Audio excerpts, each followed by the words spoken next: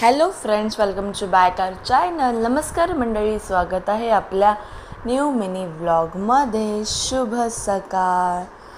आणि आज आहे संडे. संडेला मी आज उठली लवकर, चहा आवरला. चहा झाल्यानंतर मस्तपैकी ब्रेड ऑमलेट करून आम्ही मस्तपैकी नाश्ता केला.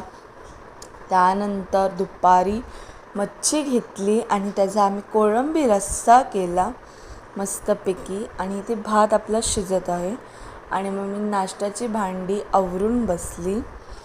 आणि मग नंतरला दुपारी मस्तपैकी ताव मारला मच्छीवर.